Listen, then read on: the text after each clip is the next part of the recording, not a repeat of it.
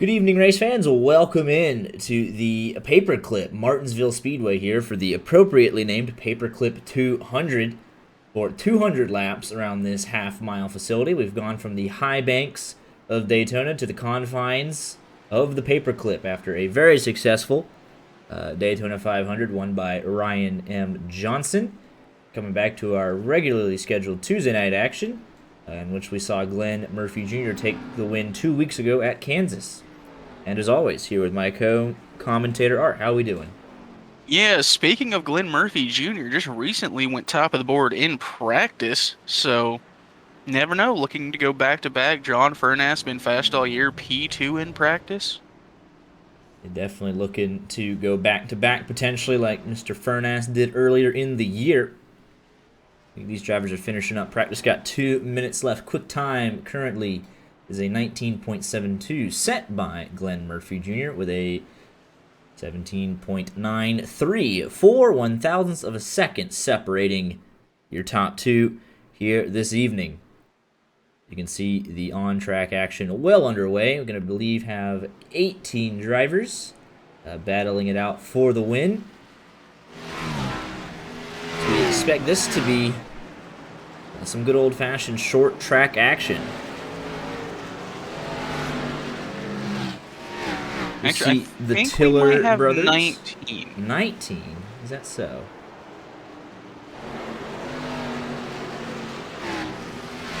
Yeah, Corey Blevins, he shows up on the list, but I don't think he's joined yet.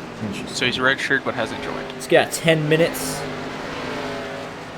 of qualifying, so he's got a little bit of time. Yeah, we got the Tiller brothers in chat. Ryan Tiller and his younger brother. Corbin, you support the Cubs. Cubs, Vikings, just general L's. But we know these guys in LSRL, they have a reputation for very clean driving. We'll see if that can hold up at Martinsville, where the bumper is known to be used, and we expect it to be used even by what has been some very clean drivers thus far. Younger, better-looking brother, that is. I'm not going to speak for Ryan on that. I'll let you two figure that one out. How many top 10s do you have in LSRL? That's fair. Well, let's take one more quick look at your race information here tonight as qualifying is getting underway. 2 laps of qualifying to set the field tonight for 200 laps. We have our one and only stage caution on lap 75. The drivers will be handed 4 sets of tires tonight, and should they need it, they will have 2 green-white checkers to settle this thing here this evening. Corey Blevins did join, so we should have 19. But practice is over. Glenn Murphy Jr., John Furnass, and Randy Arms, your top 3.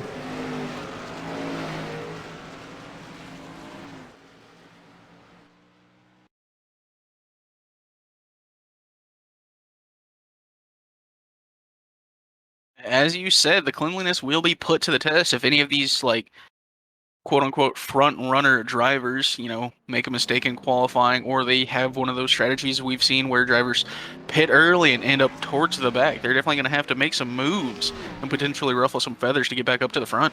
Absolutely. 200 laps, though, they'll have plenty of time to make their moves. Nearly half of a regular race distance. As Dylan Bird will get us started here for qualifying. First man to set out on his timed lap in the Pat McAfee number 4 machine, the Pat McAfee show. Very nice.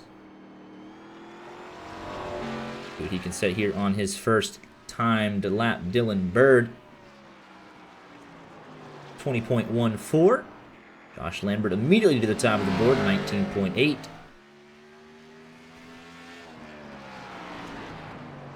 John Furnass quickly picking up right where he left off in practice with a quick time.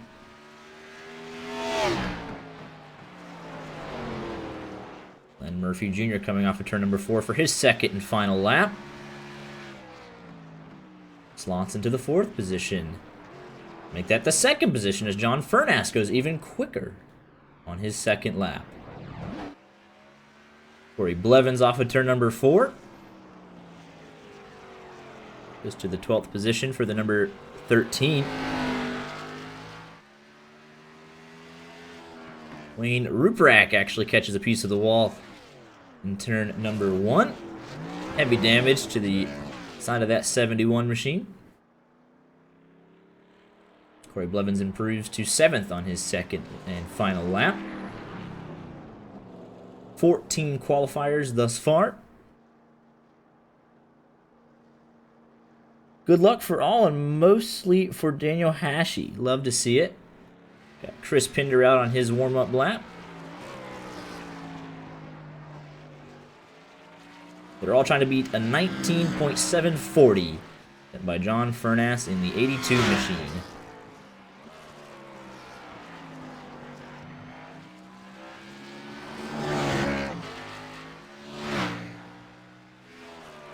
Really seems like that first lap is your fast lap, as I've seen multiple drivers, stop and get out before they cross the line. Pinder finishes his first lap and goes 12th quickest. Joshua Lawton finishes his second and goes 4th quickest. Let's see if Pinder catches a piece of the wall there. You can see on our qualifying tracker, slower on his second lap in the first sector. Runs way out of the groove in turn number 4. Here's Adam Kilday, last man so far. To set a qualifying lap.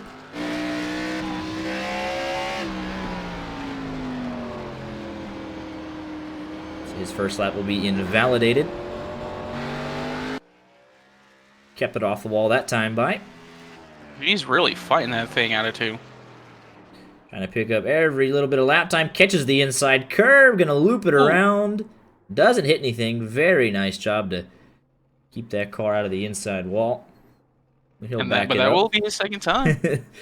He will not be able to set a qualifying time due to the incident points. If he was able to keep it... Yeah, he got a time, but it... Oh, it did actually... Oh, so I guess he didn't technically lose control of the car. I mean, he kept it mostly straight. So that'll be a 32.59. But it will put him ahead of Leonard Frost and Casey Brown if they elect not to qualify. But you can see here, he's still getting some more laps in on that 14 machine, as is Corey Blevins. Getting some more practice in. Yeah, Leonard Frost and Casey Brown have both elected to hit ready to race. But John Furness manually disconnected. So I'm curious to see if he's going to make it back on time and what is going on there. Potentially trying to fix an issue. But Adam Kilday would be your pre-race entertainment as he's trying to get some more practice in. I believe that's the Sim Ability Chevrolet Camaro, the number 14 machine. We'll see if he can get a little bit of a better handle on that race car over the course of 200 laps here tonight. I was going to say, since we've still got 5 minutes of qualifying remaining and no one to qualify, why don't you throw up a commercial? Yeah, we'll go ahead and get got sponsors? Yeah, we'll go ahead and get a quick word in here from tonight's sponsors. I thank them for everything that they do.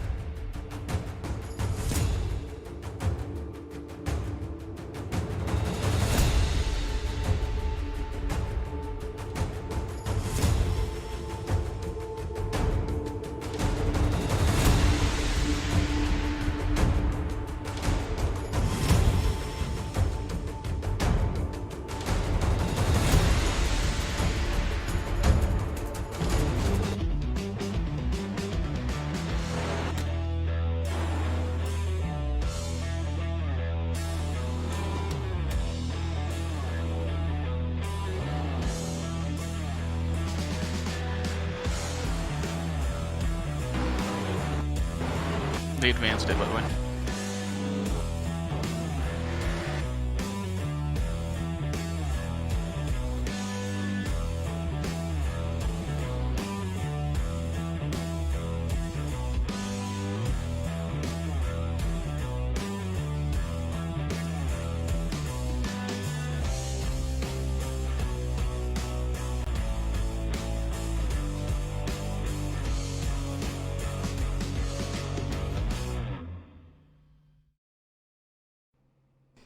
But awesome shout out to our wonderful sponsors here this evening: Grid Finder, Butt Kicker, Wilder Graphics, Sim Speed Shop, and Sim Racer Hub for everything they do for the guys over at LSRL. Happy to have them on board as we are gridding up here for 200 laps in our pole sitter, Corey Blevins and Christopher Pinder waiting on to grid up. So that could give pole to Randy Arms in the 3rd position.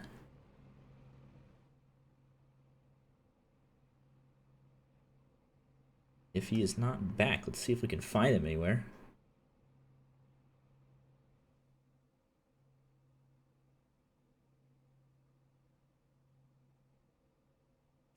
Is this the first race flagman will work? Not sure what you mean, but they do have iRacing cautions, so everything's controlled by iRacing, and then they throw the stage caution manually.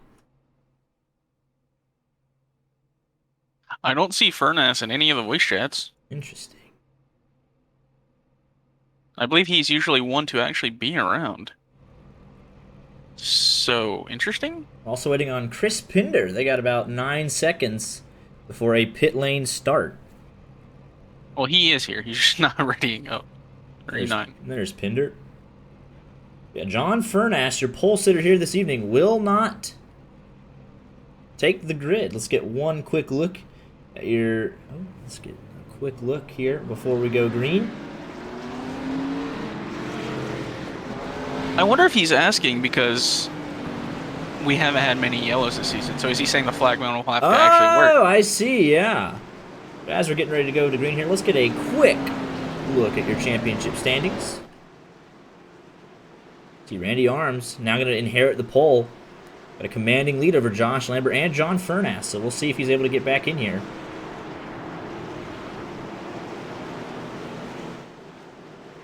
Yeah, we will see tonight if there's going to be... Again, LSRL's been very clean this season, but short tracks can change anything. We got actually a second lap of gridding here, but see Jonathan Schwartz, he's down in the 9th position. Tony Scarbo, Michael Jeans. Michael Davis rounding out our top 10 here in championships. As of Kansas, drop week will come into effect after tonight's race, so that'll shake some things up. See all the way down, further back, Jay Smart, rounding out the field of 34 drivers that have taken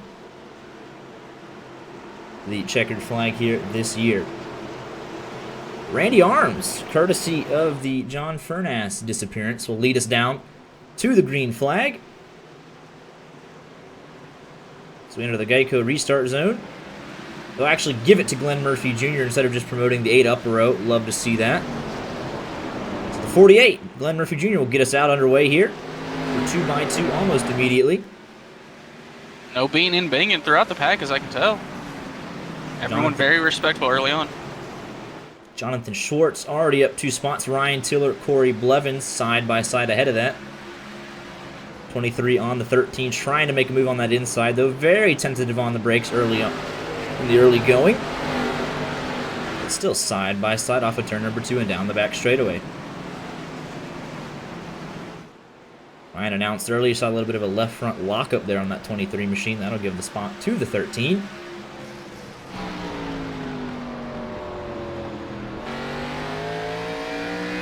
Yeah, John Furnace has not come back, has not gotten in the pits yet. So 18 drivers took the green flag so far. Leonard Frost rounding out our field of 18, but Ryan Tiller announced earlier this week on Twitter that he was going to be making the Taco Bell 23 machine his primary paint scheme, as voted on by his fans. I know which one I voted for.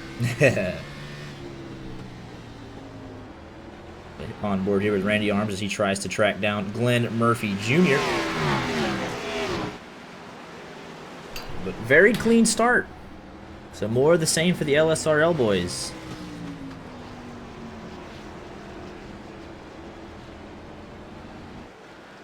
Daniel Hachey loses a spot to Casey Brown.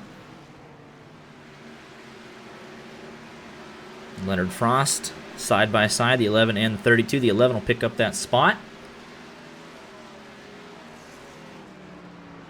I feel like this will be a very tame 50, like first 50 miles. Absolutely. These drivers trying to figure out their car. Don't want to overuse their brakes or tires. It's very easy to loop it off of turn number 4. See here, Jonathan Schwartz, your big mover, up 2 positions in the first 7 laps. He's trying to make it 3. We're getting by Ryan Tiller. A very clean start thus far. As that 58's closing right up to the back bumper of that 23. Trying to take that 8th spot away.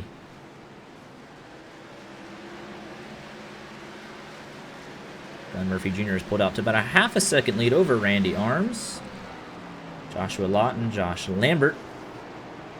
Stayed exactly where they were.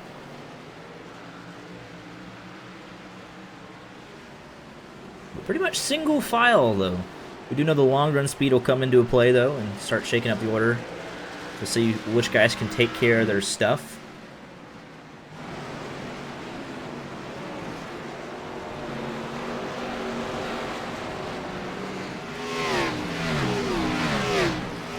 Already on lap number 10 here. Corey Blevins following very closely behind Eric Shields, as this is probably the closest battle on track here. 6th down to 9th. Further back in the field, Samuel Demien trying to track down Tony Scarbo. He's trying to track down Chris Pinder. Our new biggest mover, Casey Brown, started 18th, currently 15th, up 3. Jonathan Schwartz, as we just mentioned, trying to get by Ryan Tiller, and he will do so. Let's take a look at how he did it. Goes down in turn number 1. 23 drives in a little deep, and the 58 will say thank you very much.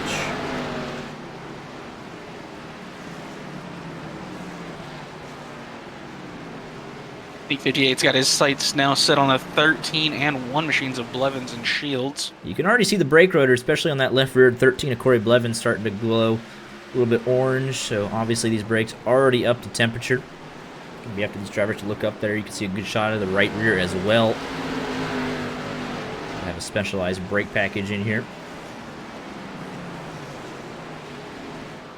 Eric Shields is under pressure, though, from that 13 of Corey Blevins.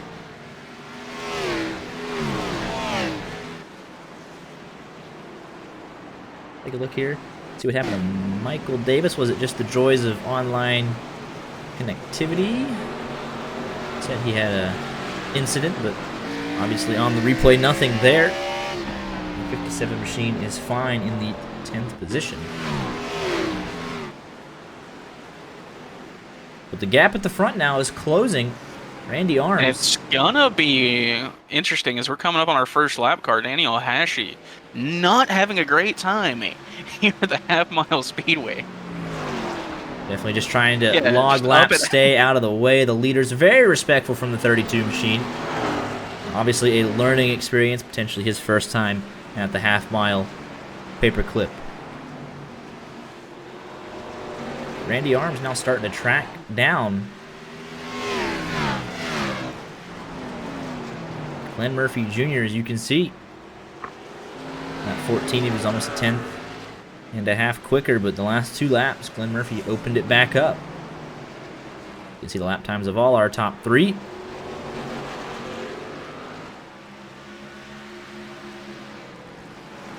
I think this could be actually pretty good for Daniel Hashi. It gets him in behind, you know, the leaders, the guys who potentially know what they're doing, gives him a view of what he should be doing. Absolutely. Learning experiences. Definitely. That's why you don't give up. Yeah, absolutely. But he's told us a couple times, as we see there, maybe Arms getting a piece of the wall, as he was 19 hundredths of a second quicker than Glenn Murphy Jr. that last lap.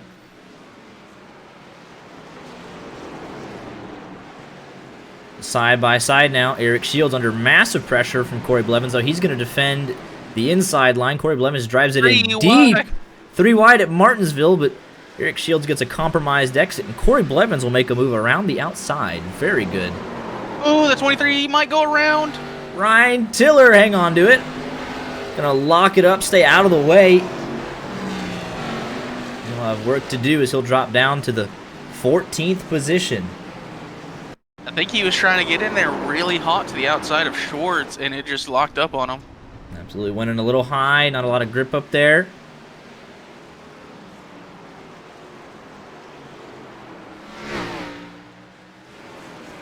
Now we're starting to get into more and more battles on track here. Eric Shields was under pressure from Corey Blevins. He puts the bumper to him. Already, we see that chrome horn being used. Jonathan Schwartz wants by here. You can definitely see some damage to the front end of that 58. Some rear end damage to the back of that one machine. He's letting it be known that he wants to go around. Remind you, these are technically an affiliation. Eric Shields was listed under the THC Racing banner, but is in voice chat with the rest of the Speed Zone Esports guys, so no mercy for teammates. Ooh. I don't think Eric Shields ain't giving... Ooh, there's a yellow out. I believe that is for Tony Scarbo. Yeah, he is around. Machine. Just locked it up, spun to the inside, but got it stuck in the wall. Dangerous place to be stuck on the racetrack. Backs it up, and everyone's able to avoid, but he'll go one lap down as a result of that spin. Not a whole lot of damage to the 29, though. Let's take a look at what happened, though. Following Chris Pinder. This was in 12th position. Just gets in really hot, locks up the rear brakes, and 29 machine will go around. But that wall does catch him out. Pretty lucky he didn't get stuck into it. So this will be a good opportunity, I believe, for Daniel Hashey, as he should be the lucky dog.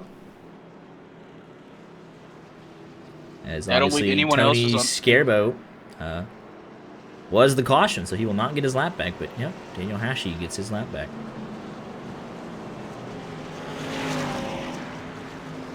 Yeah, let's see if that those couple laps following behind the leaders might have given him, better of an idea of how to get around this track more efficiently.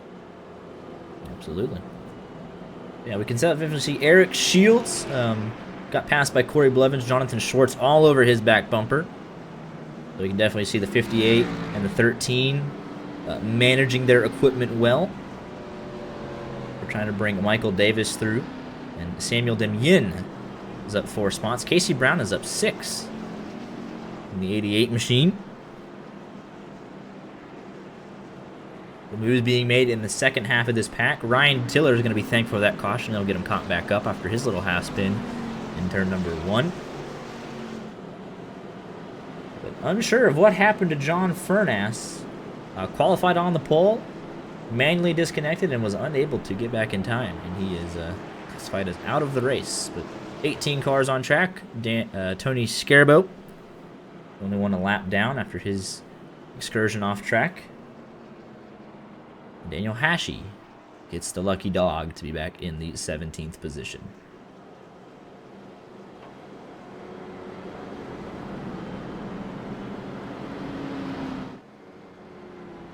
I believe we should be getting the 1 to go signal this time by.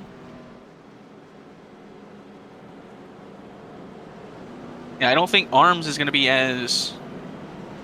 I don't think he's going to let Glenn Murphy just get the jump on him he did at the start of the race.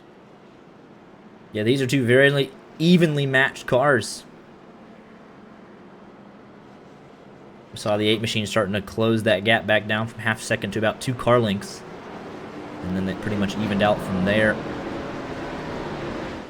I think we're going to see a little more aggressiveness, because we started to see it from Schwartz trying to, move Shields, get him a little bit out of his groove. So I think that's going to be an interesting part of the track right now, with him now behind Blevins, getting these cars all racked up again, 2 by 2. Absolutely. 18 cars, 9 rows deep, 2 by 2 here on the restart, coming to lap number 29. Glenn Murphy Jr. will lead us down. He's going to go very early before the Geico restart zone, trying to get that jump. And he will clear down into turn number 1. Schwartz about to make it 3 wide. You can see the 58 back there hopping the curb. He wanted to get around Eric Shields. And he did, but he's very loose. The 58 machine with an absolute full send. Let's take another look at how he did that on the restart. They kind of check up due to that early restart, but just goes around the outside and picks up 2 more. And loses it through turn number 2. Tries to get the power down early. Slight contact with Corey Blevins. Almost 3 wide at Martinsville. The 58 will be one to watch moving forward for sure. Be pretty fun to see what his mindset is. Does he think that contact with Blevins was intentional? Is he gonna, get back to using the bumper if he gets to his bumper? As this single file field stretches around, Ryan Tiller trying to make up progress. Leonard Frost up 4 spots. We saw him starting in the 18th position, so he's slowly picking him up, putting him down. There's Tony Scarbo with some left rear damage from that spin. Don't need a whole lot of horsepower here, though, so it's merely cosmetic. It's pretty good looking, all things considered. On board here with Michael Davis. You can see that slight crinkle to the middle of that one machine of Eric Shields. Saw the one machine start to drop back ever so slightly over the course of that run, so we'll see how it goes as we are approaching halfway in our one and only stage here this evening. I was going to say, what are you talking about? Definitely not halfway. But closest battle on track is the battle for the race lead. Randy Arms has got it down to 2 car lengths, and then behind him, Joshua Lawton, 2 car lengths behind him, maybe a car length. Yeah, these front 3 are under a blanket and slowly pulling away from P4 of Josh Lambert. Yeah, nose to tail, nose to tail. Is this going to take someone getting into that braking zone a little bit too deep? Schwartz has got to the bumper of Blevins, and he decided to try and move him. You see the 58 driving it in pretty deep compared to his competitors. He's got it wrapped right around the bottom of the racetrack. Definitely a good handling race car for the 58. He's up 4 spots. Samuel Demien, he's up 6 spots. And further back, Michael Davis still trying to find a way around.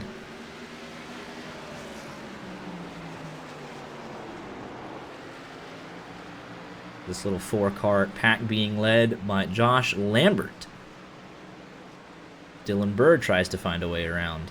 You can kind of see the accordion effect. If someone gets a bad run out of the corner, it'll affect the guy behind him. But that 4 machine, looking like he desperately wants to set up a move.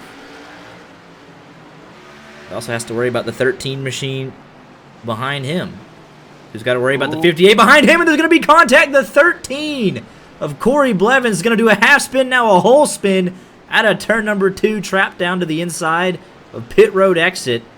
I think he might be stuck in the barrels. No caution. Tagged from Jonathan Schwartz. He's got it going straight again, but he's got the leaders right behind, right around him now, actually. Let's take a look at how he was able to get out. There's a little bit of a half spin. Does the NASCAR Hall of Fame have us on this week? I do not know the answer to that. But we said the 58 of Jonathan Schwartz was going to be one to watch. And he certainly was. Contact getting down into turn number 1. Sends it in pretty deep. 13 washes up a tiny bit, and then the slightest contact of that left rear is made. Thought he was going to have it saved, but the rejoin from the grass is too much to handle.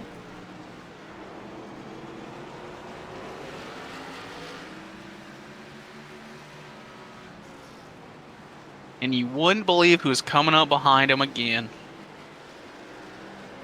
I don't think he's going to be as friendly this time. I can't imagine he would be. He's 3 cars back. That'll put him a lap down in 17th position. He's got Daniel Hashey 3 seconds up. And then Tony Scarbo 9 seconds behind him. So Daniel Hashey is your lucky dog yet again. We have one more guaranteed caution. And we expect Corey Blevins to be the quickest out of these 3 lap down cars. So definitely not out of it by any stretch of the imagination. He's catching quickly the 32 of Daniel Hashey. So this will be the battle for your lucky dog. Adam Kilday is probably going to get the hurry up here from these guys, as they don't want another car 1 lap down. You can see the 32 machine still learning this track, though. He's getting lower and lower to the mid part of this corner, running quicker lap times. Just as we say that, commentator's curse all the way up to the wall. But his quickest lap is only 2/10 off of Tony Scarbo. Oh, yellow is out. And that was right after Corey Blevins took the pass for the lucky dog. This was involving Leonard Frost. Ooh, what in the world happened? Oh, and he just... Oh, my goodness. Drove it in way too deep. It's going to be a fun onboard from Wayne Ruprecht.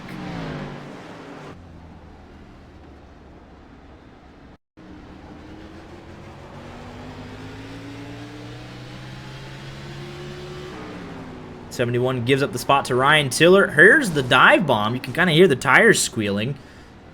Leonard Frost with a dive bomb up. Oh, he just locked it up immediately. Drove it in a bit too deep. Locked up the rear tires. Manages to not get... I mean, that's pretty big damage. But the 71 and Ryan Tiller avoids massive damage, so...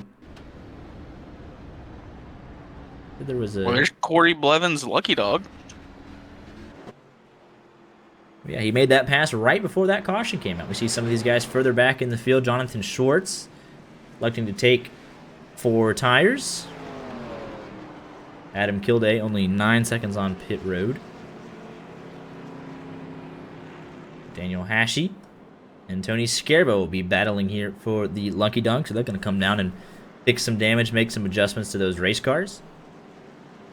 Everyone else stays out on the racetrack here at lap number 50. Yeah, very much unintentional as Corey Blevins came, or not, Leonard Frost immediately came over and said, I am sorry, I locked it up. Let's look at a quick word from the Leonard Frost machine. The number 11 here, Leonard Frost, you got a copy?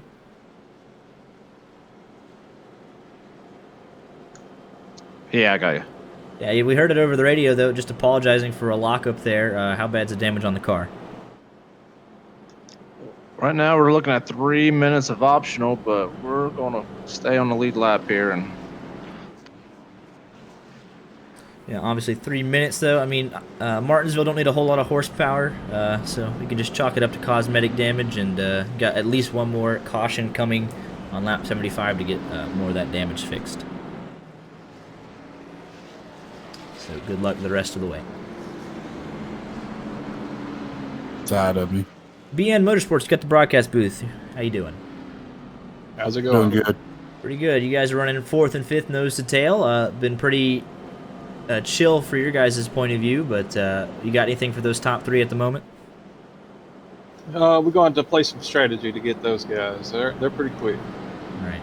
But so far, able to avoid all of the Martinsville chaos, and you look pretty good out on track doing it. So got to be happy with how the race is unfolding so far. Yes, sir. Absolutely love to hear it. Well, good luck the rest of the way, guys. Yeah, thank you. We'll get with the Speed Zone Esports guys at our next break as we're getting ready to go back to green flag racing.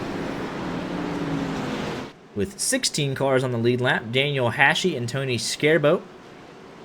This is a good opportunity for Scarbo to get his lap back, but he's got pretty heavy damage on that 29. But he's shown a little bit more consistency thus far than 32. Glenn Murphy Jr. leading the field down in hand again, and he's going very early. Get clear heading down into turn number 1, and he will do so. Jonathan Schwartz almost looking at take it 3 wide again, and he does! Up under Ryan Tiller and Pender. Wow. Jonathan Schwartz is like a man possessed on these restarts. Ryan Tiller opens up the bottom ever so slightly. 58 will walk right through the open door. Now he's going to go inside of Casey Brown here. Those 4 fresh tires paying off very well for the 58 machine. Now trying to get around the 57. We expect another move here. He's picking him up and putting him down. We saw how he desperately wanted to get by Eric Shields a handful of laps ago, so we don't expect him to wait around here. Trying to pull a crossover to the inside. Heading down into turn number 3, Eric Shields will give him plenty of room. Next up, Samuel Demien. I think he gave him a little too much room. Eric Shields lost another spot to that. Michael Davis, but look at how deep the 58s are driving it into these corners. They'll be up into the top 5 here. Great run off of turn number 2. to the inside of Samuel Demien. Gives him plenty of room. Next up is Dylan Bird. We said he was having a pretty chill race, but now he's under some pressure. And he will again give him plenty of room, as he's in line to pick up some serious stage points.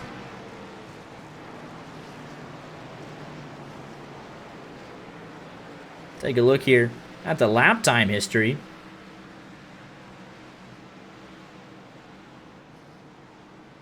Schwartz consistently the quickest man on the track right now by almost half a second. So he made the strategy call. He's got 3 sets of tires left, so he made the call. Come in and pick up a set.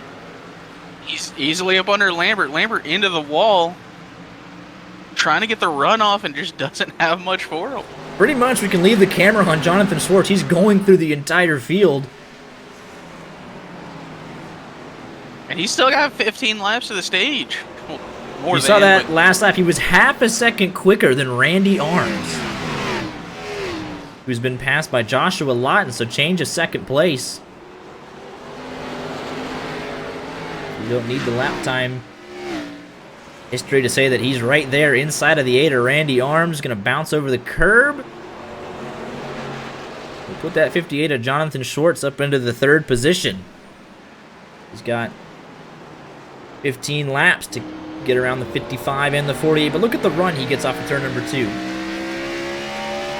He's just able to brake that much later. As long as he can keep it off that curb, he'll be just fine. Into P2 for Jonathan Schwartz. 3 car lengths back from your race leader, who's led every lap thus far.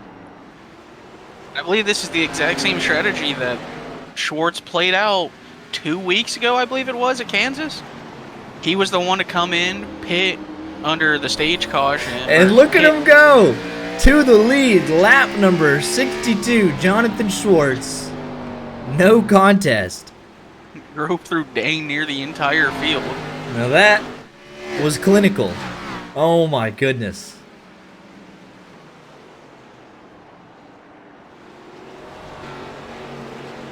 And he's pulling away, so that stage win, as long as we don't get another caution to throw some strategy into the mix, should be Jonathan Schwartz.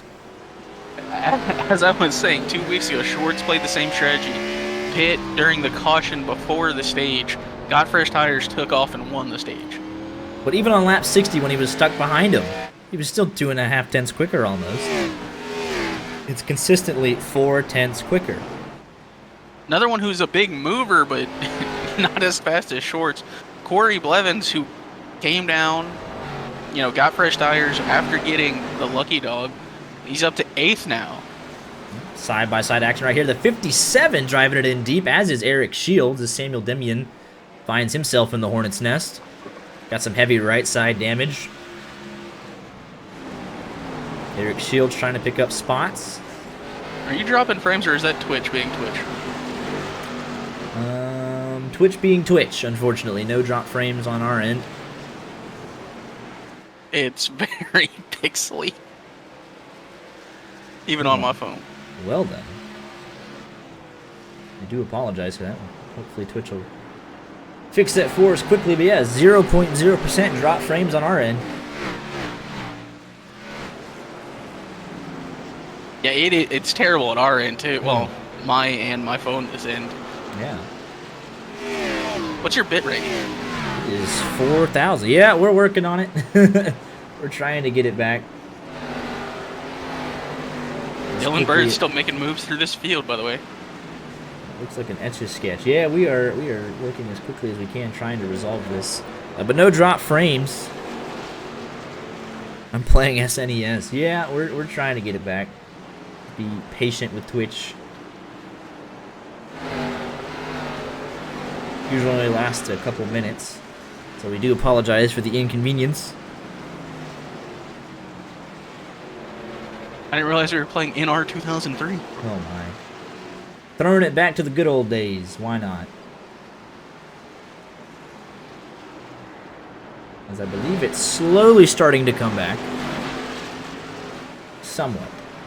It's just Corey Blevins is slowly making his way back into the top 5 almost. Right.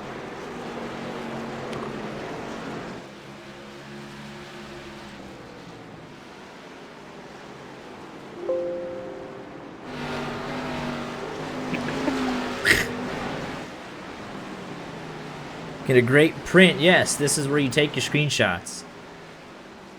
But Joshua Lawton got around Randy Arms. Now Randy Arms trying to take the spot back for what is now the 3rd position. Is it starting to come back? Yeah. Yeah, a little bit. Twitch just had a moment. We're not as important as other people. Tell your friends. Luckily, yeah. Well, I was gonna say, luckily, if every race is uploaded the night of onto our YouTube channel under YJ Media Group. Yeah, but here's the battle for the Lucky Dog. Daniel Hashi, Tony Scarbo, with 2 laps before the stage. No, they just got around Wayne Ruppert. Oh, and Wayne Ruppert. And actually, Adam Kilday, he's gonna be the Lucky Dog now. Oh, but he just been lapped by Jonathan Schwartz, and it might still be Leonard Frost. As the battle for the Lucky Dog has shifted 4 times in as many laps, no contest. Yeah, Schwartz is getting Frost. As he just ruined a whole bunch of people's dreams right there. The late charge coming to lap number 75. Pinder will be safe. Everybody else was not wanting that to happen. And this is all happening because of that tire strategy.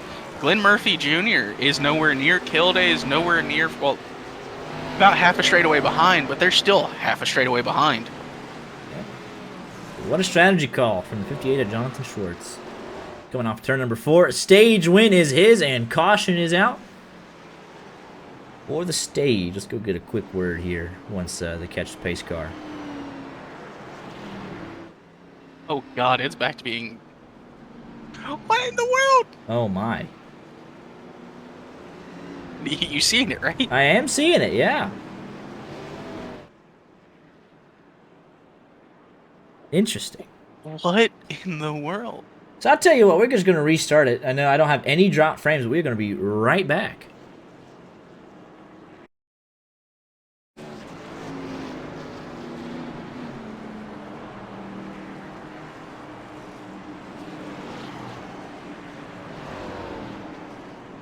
As hopefully that has fixed the issues here. It has not. All right.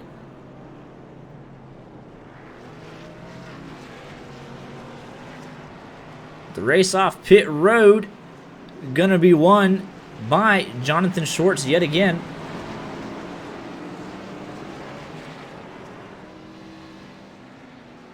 Very interesting what Twitch is doing here. But let's go get a quick word from him nonetheless. We will at least have our audio. Here with the Speed Zone Esports guys, how we doing tonight, fellas? I hate this track. Hate the track. Jonathan Schwartz with a great strategy call, though, won the stage. Yeah, the new tires definitely paid off for sure. I didn't think they'd be that fast, but glad it worked out. Yeah, 4 to 5 tenths quicker than the rest of the field. And now you get yourself track position as we're getting ready to go back to racing here. Yep, now just gotta hold them off. Absolutely. Still a long way to go, though, so, but definitely putting on a show so far. We're trying. Absolutely. They're trying to figure out how to tackle Martinsville. We're trying to figure out what Twitch is doing to our stream. 0.0 drop frames. I could send you the screenshot. I know you wouldn't believe me. I mean, it's not about believing you. It's about figuring out what is happening to actually cause it. Correct.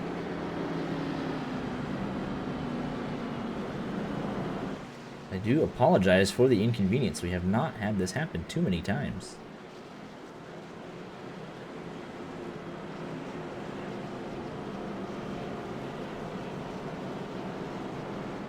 No, nobody wants to watch a slideshow. That's not what we signed up for here tonight.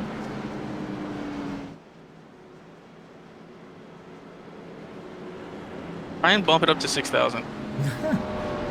Your bit rate. I'm being serious. Mm-hmm. But it's not even reaching that bit rate, though, is the issue. The problem is that it's the lack of bit rate that we're getting. It's not getting what I have set. That is the entire issue.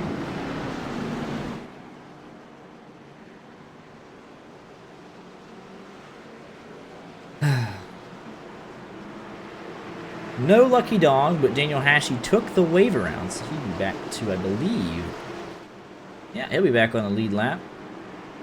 So the two guys 1 lap down, Adam Kilday and Wayne Ruprecht. As Jonathan Schwartz gets us back under green flag racing here on lap number 81.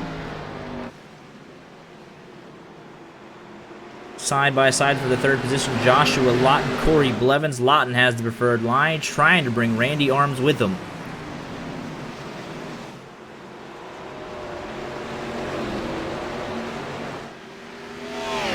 And Josh Lambert. Corey Blevins hung out on that high side.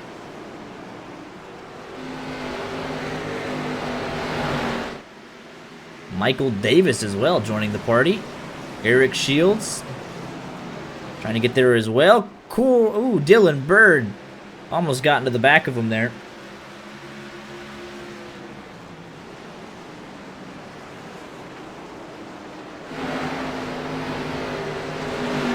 I think we're gonna have to switch to streaming in 720p.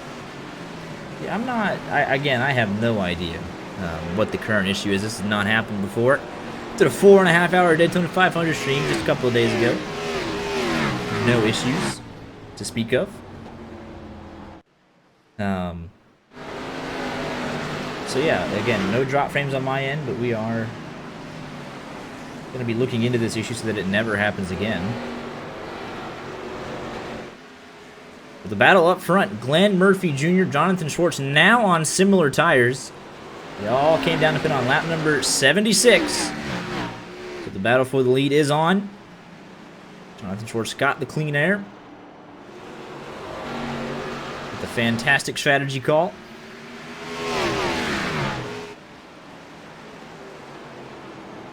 Glenn Murphy Jr. trying to do a little bit of a crossover, entered his lane higher.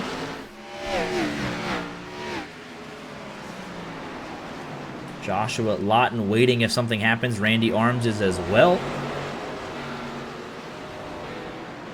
Corey Blevins continues to find himself on the wrong racing line. He's stuck out on that high side. Eric Shields now going to try and take advantage.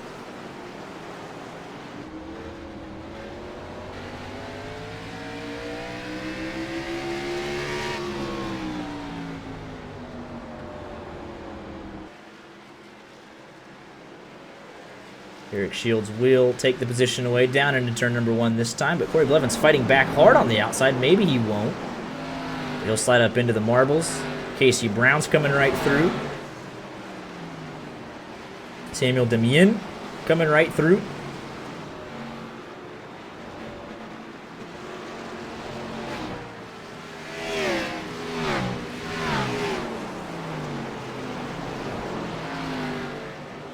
Ella is out. And Adam Kilday in the 14 machine. Take a look at what happened here. Down into turn number 3, locked up the left front. Tries a crossover move, puts too much throttle into it, snaps loose, slight contact with that inside wall.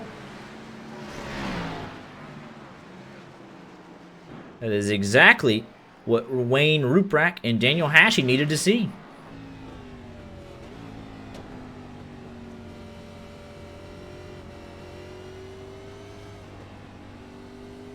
As Wayne will get the lucky dog, Daniel Hashey took the wave around, and now he'll be able to come down and pit for 4 fresh tires and fill it up with Sunoco Racing fuel.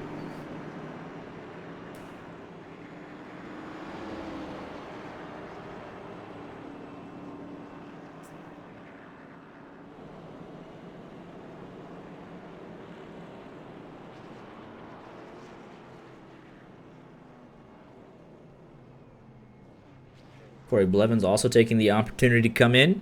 He kind of got passed up on due to some tire strategy and just being on the wrong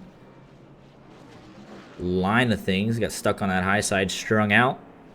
He's going to come down, fix some damage, get 4 fresh tires on it, and out he goes.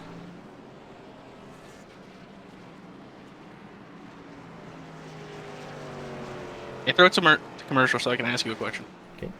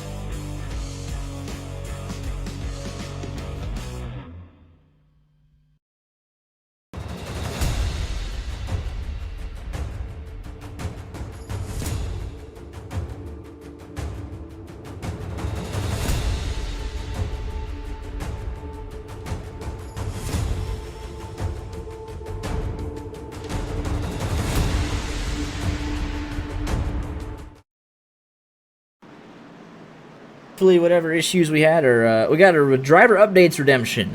Who we want to be updated on? Who's getting the update? That's the league itself. So Jonathan Shorts, Glenn Murphy Jr., Joshua Lott, and Randy Arms, Josh Lambert, Michael Davis, Dylan Bird, Eric Shields, Casey Brown, Samuel Demien, Chris Pinder, Corey Blevins, Ryan Tiller, Tony Scarbo, Daniel Hashi, Wayne Ruprecht, Leonard Frost, Adam Kilday. The 18 cars on track as they run, but Jonathan Schwartz continuing to lead.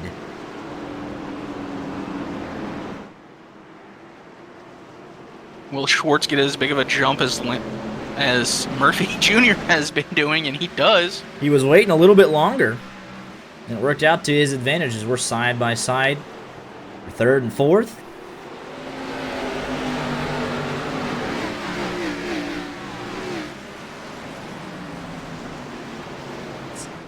Leonard Frost is falling off the pack. Tiller really sent that car in way back there.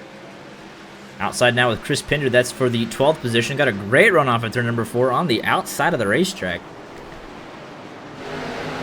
But yeah, we do again apologize here. We obviously hate the technical gremlins. Ooh, Glenn Murphy Jr. giving Jonathan Schwartz a little bit of his own medicine.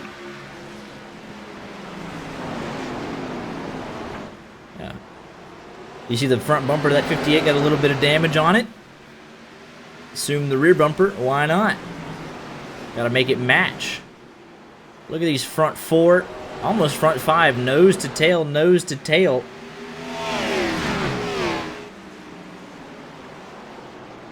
Jonathan Schwartz, though, up 10 spots. Got the track position with a fantastic strategy call to win stage number 1. Samuel Demien was out of the groove back there. Only one man a lap down. It is Adam Kilday, but Leonard Frost has lost the pack. He'll be in danger of going 1 lap down.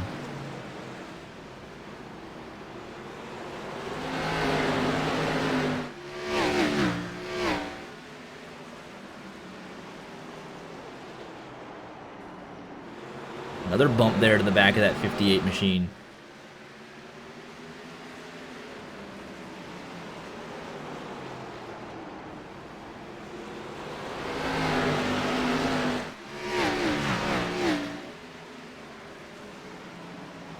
As we'll be approaching halfway this time by out of turn number 4. Halfway complete. And your leaders thus far have been Jonathan Schwartz and Glenn Murphy Jr.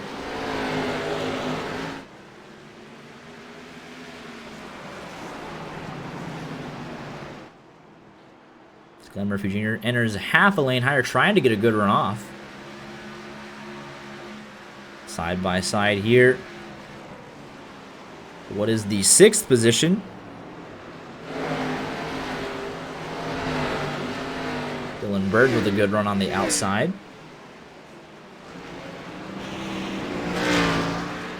Daniel Hashi going side by side there with Wayne Ruprecht, but obviously Wayne will take the spot away.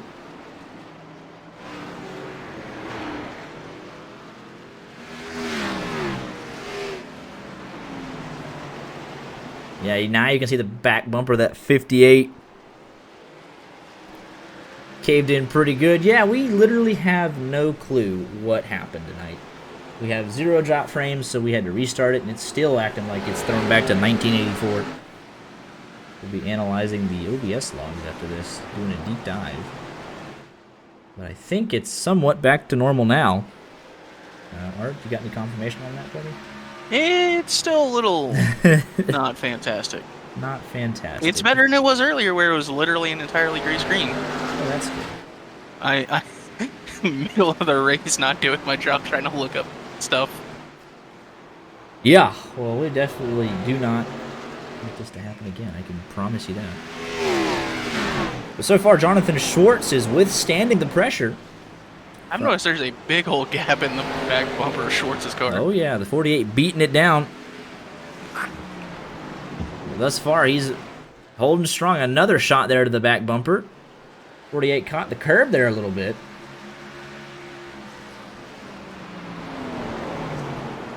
Casey Brown, though, has entered the top 10. He's up 8 spots. Gets a little bit out of the groove there. Eric Shields says thank you very much. Tony Scarbo as well.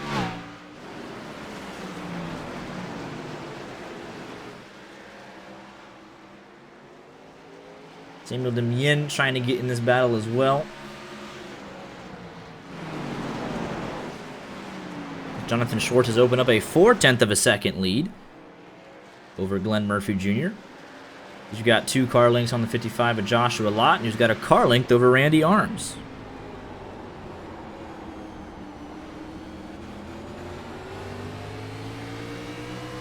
This lead battle might get fun again as we're slowly coming up on lap traffic of Leonard Frost. Yeah, he came down and made a late pit stop as we were coming to the green flag, so he was a bit off of the pack. Just trying to fix more of that damage. He said he had 3 minutes of optional, so he's definitely trying to get all of that fixed if possible. But limited cautions will make that difficult there on a short track. You can see the rotation through the middle of the corner. Very strong for the 48, but a strong exit from the 58 will keep him at bay for at least one more lap.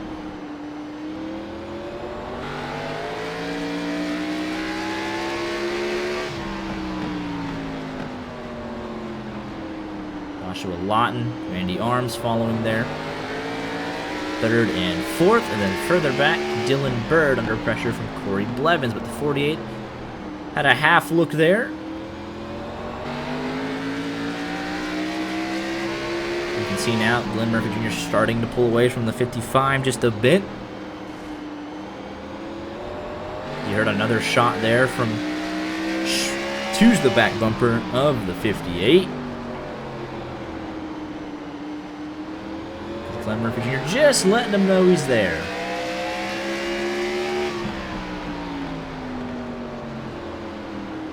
They've now caught up to Leonard Frost. Looking back out here from the number 11 machine, is going to stay high and out of the way. Just lets this quartet of drivers go through. Very respectful. But look how close this is. The gearbox doesn't do it justice. He is all over him. Now we're almost side by side for second. He sent that thing in real deep, almost opened up the door for Lawton. They're catching the lap traffic here of Daniel Hashey and Adam Kilday as well through the eyes of the fans. They head off into turn number 1 here. 4 cars under a blanket at Martinsville.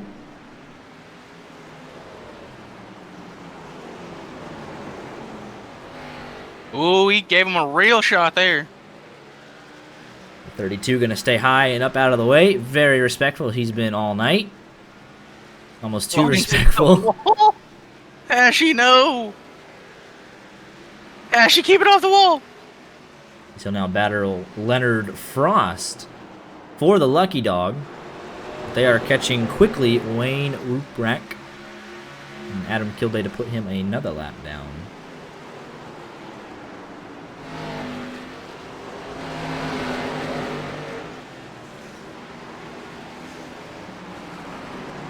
They're approaching 80 to go. The 48 opens up the door almost for Lawton there. They'll put him 3 car lengths back from the race lead. I think the 48's trying to find unconventional lines to possibly get a run to get around Schwartz.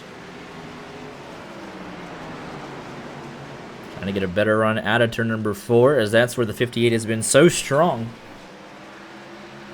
It'll be 80 to go next time by. These drivers will need one more pit stop.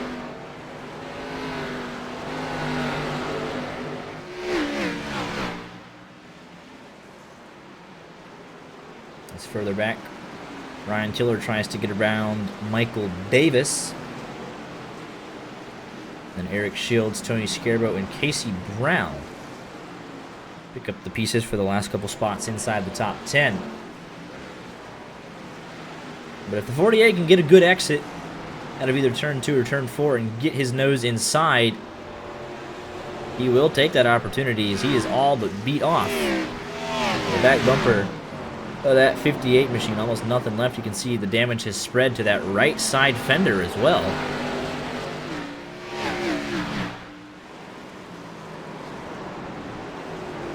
These guys running pretty much identical lap times, all in the 20.7s, excuse me. Take a look at the lap time history.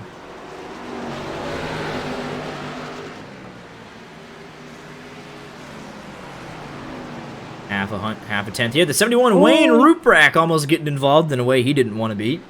He's just trying to hold his line, and Glenn Murphy Jr. said, "Not today. I'm right here." You can see there it goes in favor of Glenn Murphy. 1 lap, 121. Jonathan Schwartz fights back. Some laps Joshua Lawton's quicker.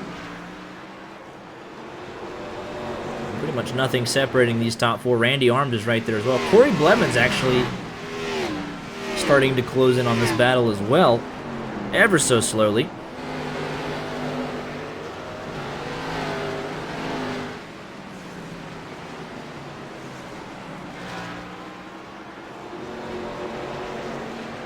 Because the 48 would be quicker in that clean air if he can get it, but just hasn't been able to get it since we went back green.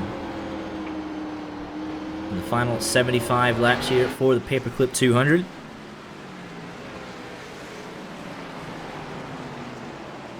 And this is the closest battle on track, and it's the battle for the race lead. We love to see it. So there are 14 cars on the lead lap. Chris Pinder next up to be put 1 lap down. See, the leader's only a quarter of a straightaway behind him.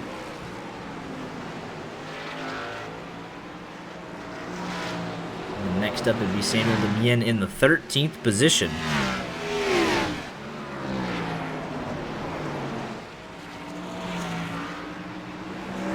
Glenn Murphy Jr. still trying to use the bumper. He's got that gap down to a car length. Can he slide up under the 58 here? He's got a good run. Ooh, the 58 gets loose. He's going to guard that inside with his life. Those brake rotors glowing hot on all of these front 4. The 48. This is the closest he's been.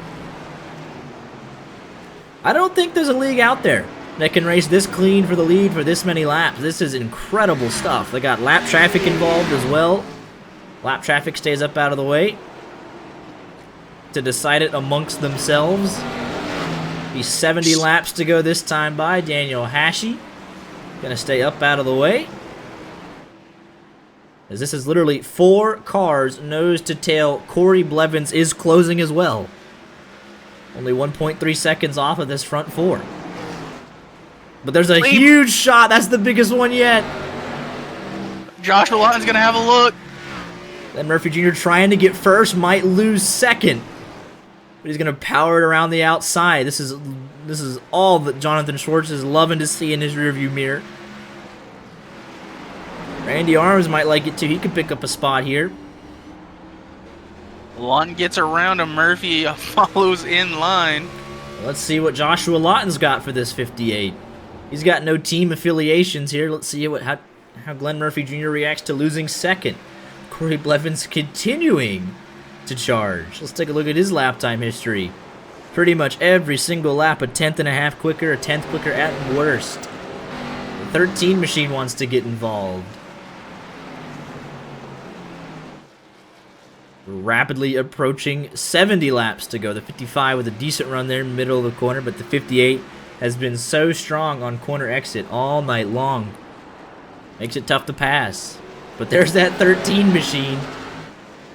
We'll see what he does when he gets here. He hasn't had to battle as much. This is incredible. I mean, I haven't seen this at Martinsville in a very long time. Something I love about the Xfinity car, it just provides better racing. Obviously, something to note for those that might be new, the 55 of Joshua Lawton is your Season 5 champion of LSRL. So just 2 seasons ago, he stood on the top step at the end of the year.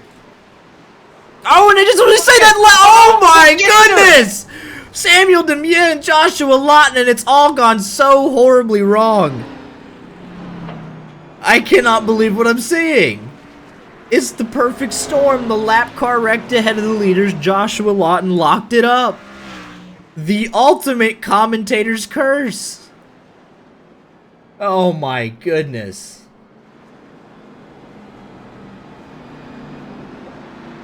There's like 4 different incidents here. But the 55 just locks it up. The 21 is Samuel Demian. Let's see what happened to him. Oh my goodness. Oh, you can see how this car's taking a beating. He's loose out of turn number 4. He gassed it up, brakes, then gets going, and he is just wrecking the entire front straightaway. Oh my goodness. Take a look what happened here. Yeah, it said they wrecked because they came to a dead stop. Let's look through the eyes here of Glenn Murphy Jr. I cannot believe what I just saw. I didn't have words for it. I just yelled. I still don't have words for it. I didn't know what to say. But I wonder if the 55, I wonder if that's him seeing the car wreck ahead. Well, no, the 55, Schwartz goes low and starts braking. The 55 goes to his outside because Schwartz starts braking a lot. And then he has to lock it up because he now sees the car wrecking.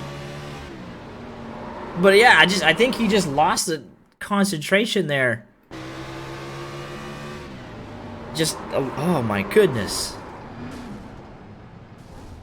Yeah, but it would have been fine if Lawton just kind of self-spun, but this poor 21 machine. I mean, that is just, that car is broke. Couldn't get back in the throttle, I mean. I don't want to see it from Schwartz's point of view. Jonathan Schwartz going to have a rough go of things here. He's the big loser from the lead of the race. They just nowhere to go because he got Lawton spinning to his outside. Oh. The only saving grace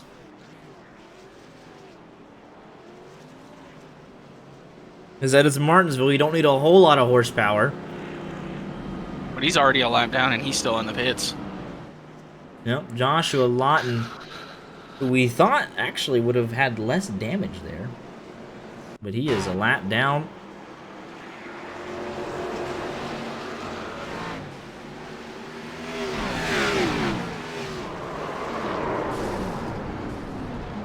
But the 58 lost his front clip, but the 55 still had a piece.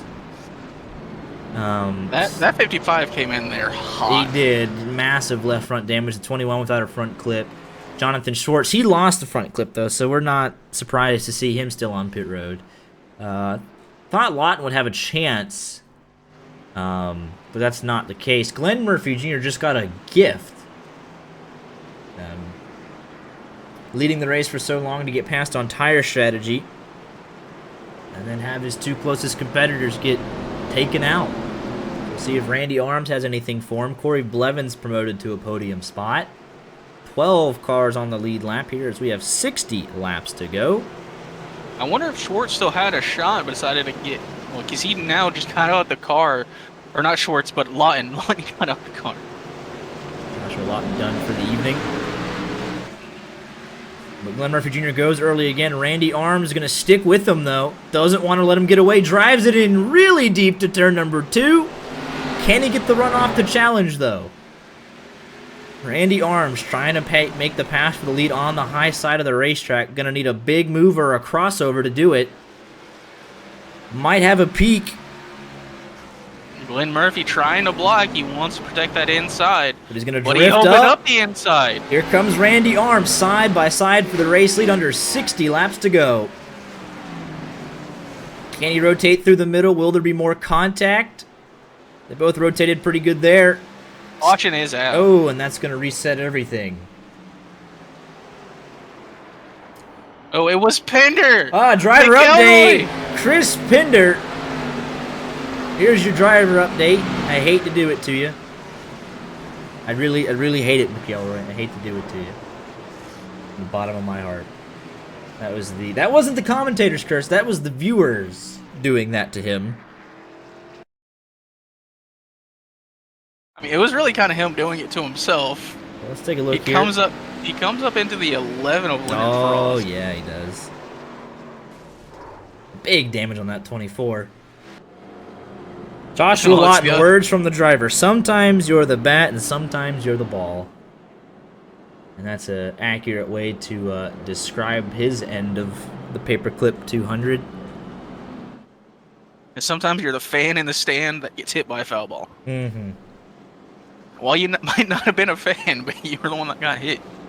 Or you did the hitting, but... But there was like a... Oh, that's such It was a incidental weird... is what I'm trying to say. Yeah.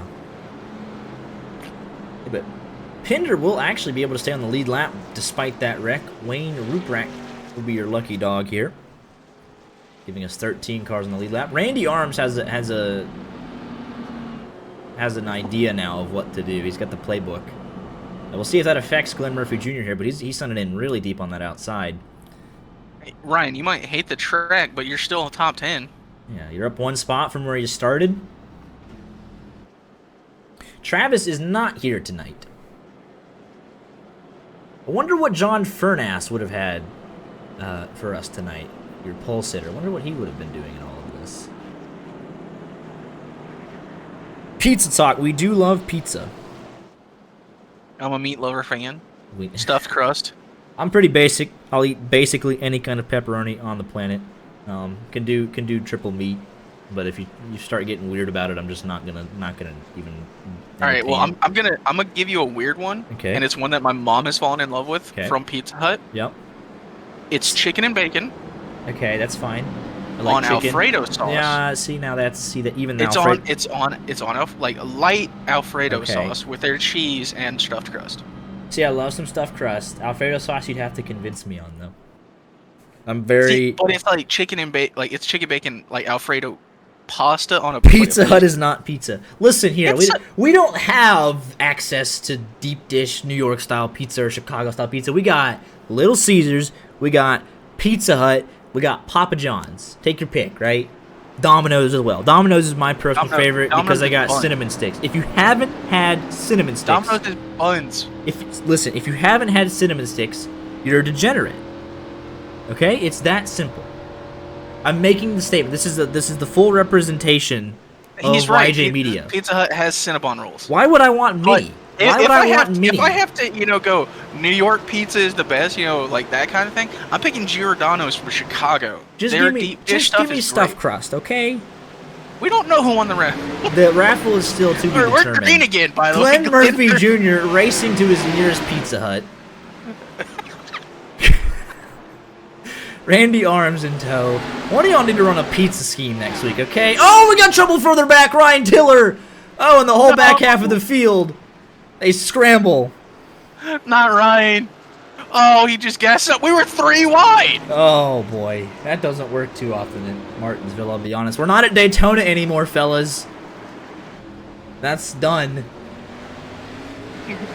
Oh.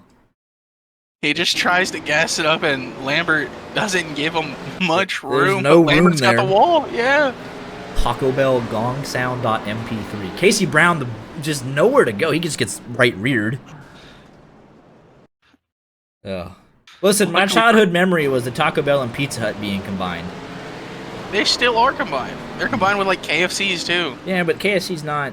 Tony Scarabo catches a piece. Leonard Frost gets a piece. Ryan Tiller gassed it up, living off Taco Bell. Who was our lucky dog after all that? That was a lot of people involved. Was it Daniel? Did he get involved at all? Listen, Domino's is pizza. I will fight anyone on that. I don't have access to this specialty New York, it's under the sauce pizza. I don't have access to that. Hashi did not make contact, so he should be lucky dog. Casey Brown. We'll see here. Domino's is pizza, okay? Also, I like the person. It's the that best said pizza that I can get. Who said taco pizza ? As though Casey's doesn't sell taco pizza, or most places don't sell some form of taco pizza. Wrestling is fake. Delivery pizza joints aren't real. Taco Bell isn't Mexican food. You need to eat Brazilian. I want to say Taco Bell does not advertise itself as Mexican it's food. not They know delivery. that. It's DiGiorno. Don't make me bring out the you know, I'll go to Walmart and get a DiGiorno or a Red Baron right now. Okay, don't tempt me with that. Hey, I'm just saying, I've lived a large Okay, portion sushi of my pizza, don't even start. Sushi's disgusting What? by itself. You put it on pizza, you've lost the plot. Okay. So I don't know if our technical gremlins are resolved. I hope you can see this amazing racing, but if not, you get to listen to us talk about pizza. So either way, you're getting something. Because we don't want you having redeeming driver updates the entire race. Actually, I should get rid of the redemption limit for driver updates. I should leave the limits on for Crank It Up, because we actually have to have a broadcast. Driver updates, I don't know why I put a limit on that, looking back at it. I don't know. What is Crab Ragoon? It's a crab and, like, Why would I cream put cheese crab on inside of a... pizza? I need another Pinder update. Well, he just recently wrecked because of your last update. He's sitting 11th. On the lead lap, I might add. Daniel Hashi, Leonard Frost, Adam Kilday will be battling for the lucky dog here to get back on the lead lap. Glenn Murphy Jr. continues to lead.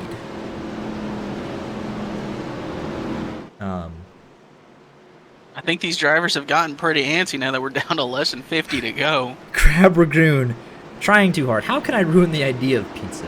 Putting crab on it or sushi on it would be a good way to do that for me. Yeah. Glenn Murphy Jr., he's been leaving early. He waits a little bit later and is going to get a good restart. And he'll be clear down into turn number 1. Corey Blevins and Dylan Bird side by side for third. As Eric Shields is experiencing the joys of technical gremlins and online connectivity issues as he is sometimes here. Ryan Tiller just got wrecked. He's still in the top 10. Josh Lambert doesn't have a front clip. He's in the top 7.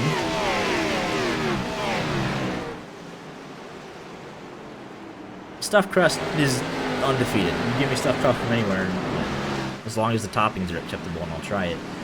Battle for the last spot in the top 10 as we're getting very racy inside of 50 to go. Casey Brown, Tony Scarbo. Casey Brown misses turn 3. We'll give that spot up to Scarbo. Pinder trying to follow through. Pretty much every car in the field, I think, outside of our top 2 has damage. Pepperoni stuffed crust, like, see, I'm all about that. All about it. You're a basic white boy. I love pepperoni pizza, okay? Leave me alone. It is true, they do have a pizza talk. They do have a pizza channel on Discord. Yeah.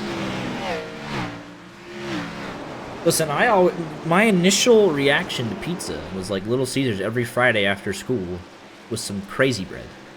Like, that was it. I didn't have access to a whole lot. It does.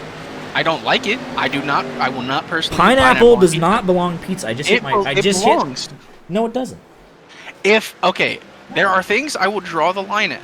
In pineapple, it's the line. No, it's not. They've been doing it forever. There are people who like it. I can understand why the combination makes sense. Why are we rambling on about pineapple and pizza? There's a race going on. We shun those people. It's like the King of the Hill episode where it's like Bobby asks his father, Hank Hill, if they like steak well done. It's like we politely but firmly ask them to leave. If someone comes to a party with pineapple on pizza, you politely but firmly ask them to leave. Like Glenn Murphy Jr. is trying to leave Randy Arms right now. So there, we've tied it back into race talk. We're back. 40 to go. 2 car lengths separating your top 2. This is exactly what you want from a race, okay? I feel as though there are some things that can be respected, and the fact that people enjoy pineapple on their pizza is fine, just not for me. I can't respect that, though. I can respect you as a human being. I don't respect you as a pizza lover anymore.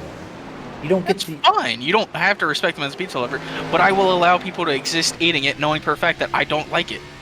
They can exist. They just can't determine what goes on pizza. It's not pizza anymore. It's your sick fantasy What is land. pizza? It's not pineapple. What is pizza? Describe pizza.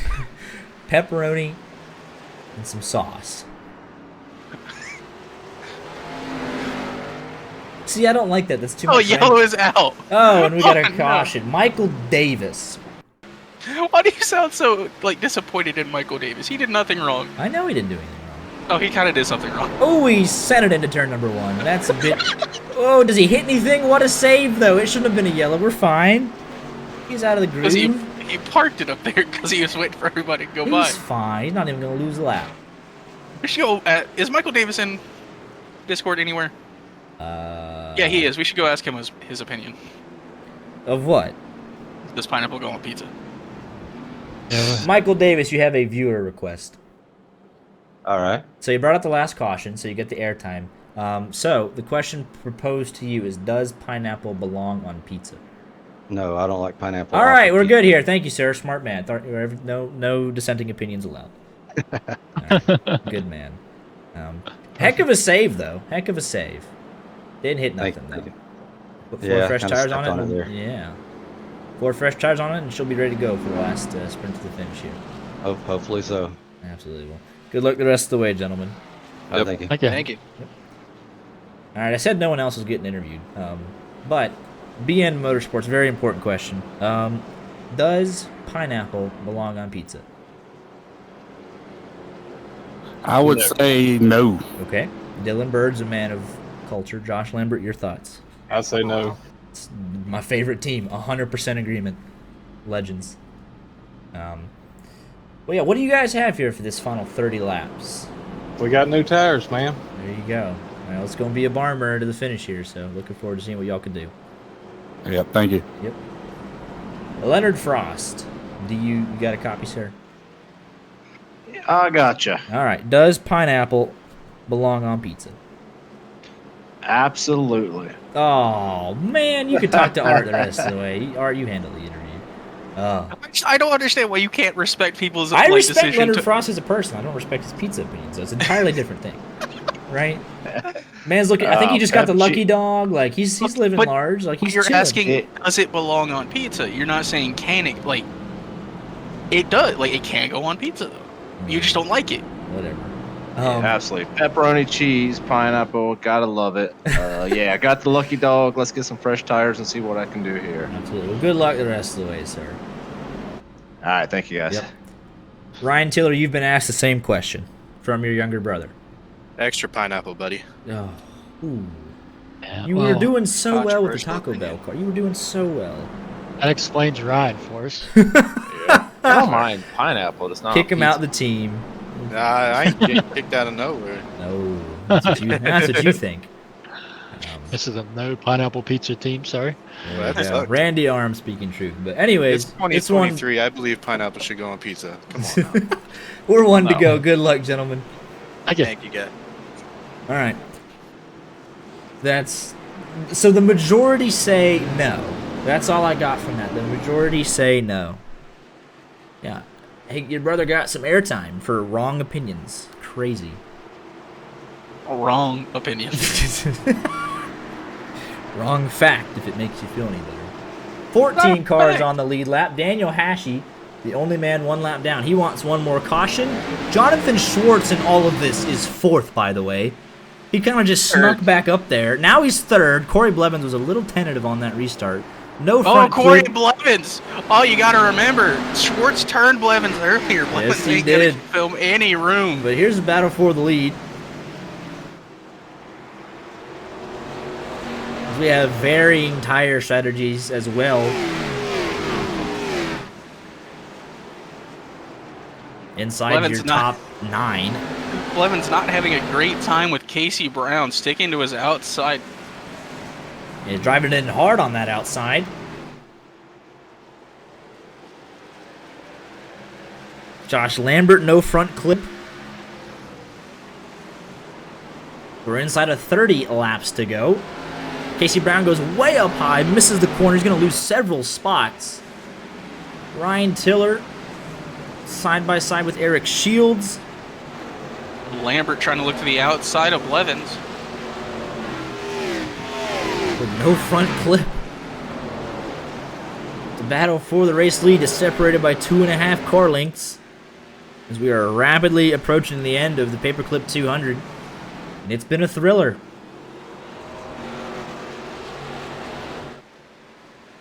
Ooh, Blevins gets loose out of 4. We've had our pizza talk. We've had our technical gremlins. We've had our battle for the lead. We've had our controversy. It's had everything. It's Martinsville. It's short track racing. And it's got 26 laps to go this time by. Ooh, Lambert's getting sideways. He's almost got turned by Oh, look at the Blevins. stack up. Ryan Tiller thought about shooting the middle there. I know he did. Oh, and then he sent it into the back of Lambert. He just wants to get him going. It has had every single twist and turn. Michael Davis now trying to pick up a spot.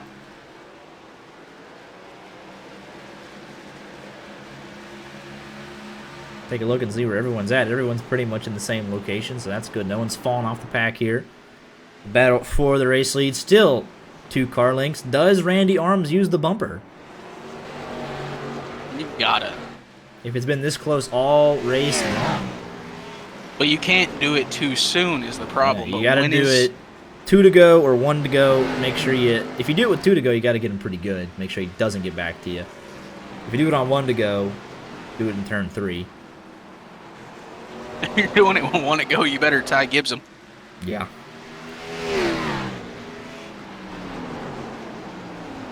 Yeah, Blevins still fighting really hard for P4. I figured he'd want to get back to shorts, but he's not having a chance right now. But something that hasn't been gone under the radar with all these cautions and everything, Dylan Bird, Josh Lambert have the freshest tires in the field by far. Dylan Bird just went around the outside of Blevins to make that pass. He last pitted on lap 165. Ooh, as did his Lambert's team- gonna spin Blevins. Blevins to the outside. Oh, and Michael Davis gets into it. Casey Brown, and that's going to be music to Dylan Bird's ears.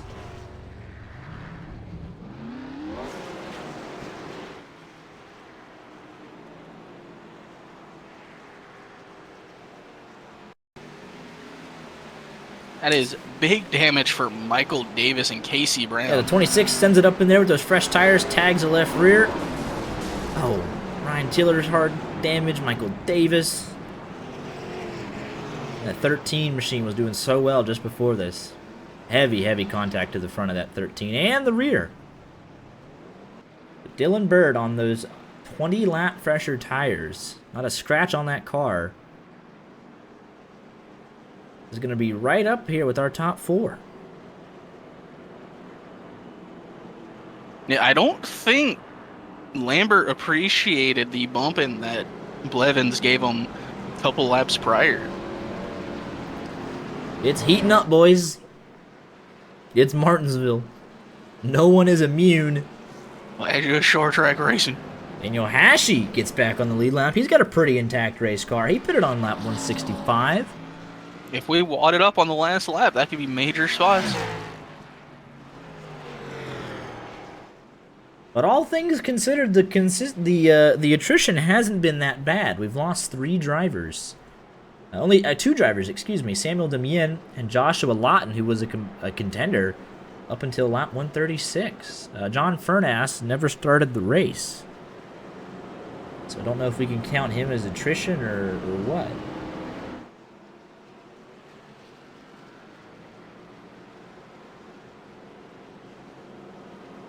Corey Blevins going to have an extended stay on pit lane. Trying to fix whatever damage he can. By the way, the Chastain move is illegal to all drivers. It's in the iRacing Sporting Code, and the league punishes it specifically as well. They're just going to have to wreck him straight up with a bump and run rather than the Chastain, so... We'll see what happens, though. Dylan Bird, I'm fascinated in with those fresher tires. Pat McAfee show for the brand. I love that the bump and run just got league approval, you know, from the official channel. Like, he's like, yeah, go ahead. I mean, how else are you going to get a big old pass around here? You hit him with a crossover, but Randy Arms is right there. Well. Well, it got, you know, it was lukewarm. It wasn't a don't do that. But lights are off on top of the base car. We're going back to green flag racing with 16 laps to go. 8 miles of racing left here tonight, and it's been a pleasure to call it all. 14 cars on the lead lap. Adam Kilday, only man laps down on track as Corey Blevins calls it quits. So 15 cars on track, 14 on the lead lap. Pretty good numbers. And Murphy Jr. going to hold them at the restart. Check up further back, but the front 4 are away pretty evenly. And again, Dylan Bird, if he can get around Jonathan Schwartz pretty quickly, we might have something here. We'll see what he can do on those fresher tires. But Schwartz obviously going to put up a heck of a fight. But the 4's rolling with the momentum right now. He's got a heck of a run out of 4. And he's clear. Next up, our top 2, Randy Arms and Glenn Murphy Jr., the dominant We got a cars. wreck. Casey Brown is into the wall. Is it not going to call that? Oh, he's back rolling. He went 360, I think? He went all the way around. Got no hood on this thing. Leonard Frost comes up and just... Oh, my goodness. Yeah. That's what I say. The laws of physics didn't quite work there. Dylan Bird, a second off the race lead. He's got a couple laps of clean air. He's got 7/10 to Randy Arms. He's got the fresher tires. Let's see if he can close. Let's see if Randy Arms can get those 2 car lengths he's been missing all night long. We'll see if Glenn Murphy Jr. can play defense. But the gap is exactly 1 second.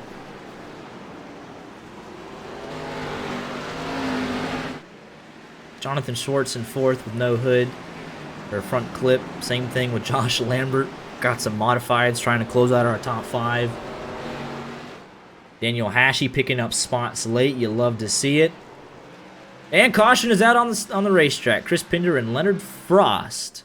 Leonard Frost is around. Ooh, there is a big old thing of netcode between those 2 that gets Frost around.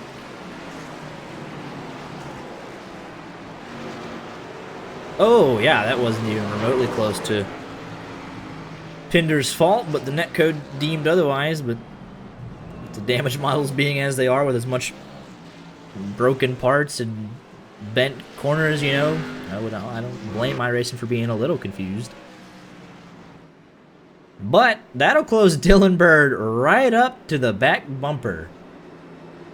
Gave him a free second. He'll be starting on the inside line. Randy Arms is going to have a whole lot of work here if he wants to win this race. There'll be under 10 laps to go here on the restart. Adam Kilday, your lucky dog. He'll get the 1 lap down.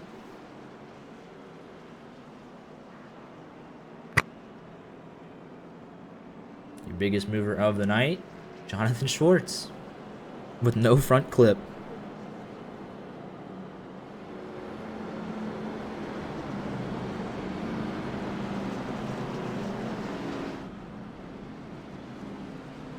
We didn't do predictions for the race win. Who you got, Art, here with probably 6 laps to go? I'm going to say Randy Arms. I'm picking P2. I'm going to say Glenn Murphy Jr. holds him off. I'm going to say Dylan Bird and Randy Arms haggle over second spot, and Glenn Murphy Jr. finally gets the breathing room needed to pull it off. I think we'll see how far that send will be on the last lap. We'll see. But I can't quite, I can't tell you with a certainty who's going to get it. Hey, yo. I just heard an engine blow?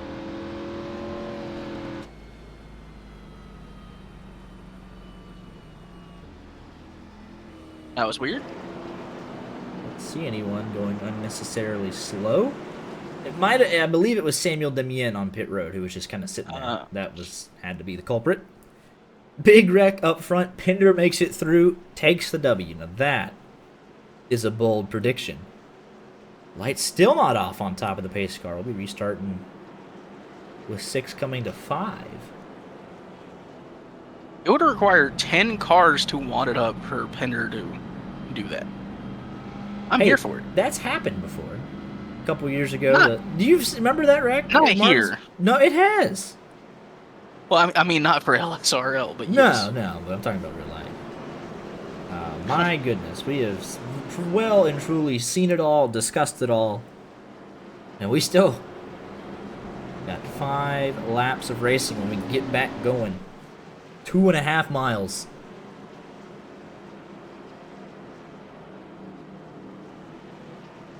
Lights are out on top of the pace car. Glenn Murphy Jr. has kind of switched it up tonight. He started out going very early, has since kind of delayed it till off of turn number 4, keeping him guessing. But these are teammates on the front row. Dylan Bird representing the BN Motorsports guys. They try and spoil the Speed Zone Esports party, but he's right on the back bumper of that 48. Let's see what happens here. Let him get away with that jump. Oh, he's sleeping. He got caught sleeping side by side, Jonathan Schwartz, and that's going to ruin Dylan Bird's chances with those fresh tires. Side by side for the race lead. Randy Arms got a good restart. He's got a nose in front as they head down into turn number 3. 48 comes up. What does Jonathan Schwartz have in all of this? The race to the line, that would have been Randy Arms' race. As they are pushing for everything they got. 4 laps to go. He can't make it stick up top. The 48 of Glenn Murphy Jr. is clear with 2 very good sets of corners. We're coming to 3 laps to go. Randy Arms 2 car lengths back. He's been for most of the night. Sends it in very deep to turns 1 and 2. I think he's testing it out. The gap remains the same though. 2.5 car lengths coming to 2 laps to go. It's going to take very good corners if the 8 wants a shot. Still 2 car lengths. It's been like that all night long. I don't think Randy Arms is going to fully punt him, but he's going to do something. Gotta at least let him know you're there, right? Between teammates, we've seen Ty Gibbs do worse for less. White flag, race is official. If he's gonna do it, it's gonna be in turns 3 and 4. Still 2 car lengths. Down into turn number 3. He's gonna drive it in deep. Can he get there? Not quite. Glenn Murphy Jr. holds off all challengers. And he's your winner of the Paperclip 200. What a race. Oh, Ryan Tiller crossing a... Oh, big across damage. the line. Oh, Daniel Ashley gets a piece. Adam killed Afer just for the fun of it.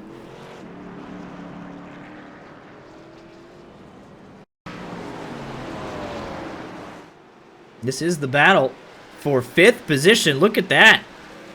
Oh my goodness, for 5th place. Big top 5 for Ryan. Oh my goodness, he hates the track, gets the top 5 while wrecking. You can't script that. Also right before that, Chris Pinder going to get around Wayne Ruperak for a top 10. Leonard Frost in the mix there.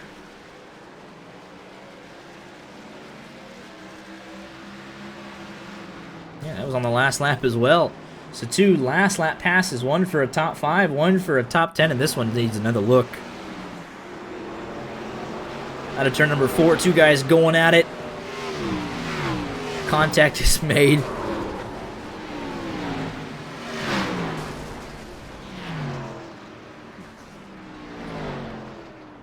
But just a simply amazing race by the LSRL boys. They finally proved that they can wreck, though.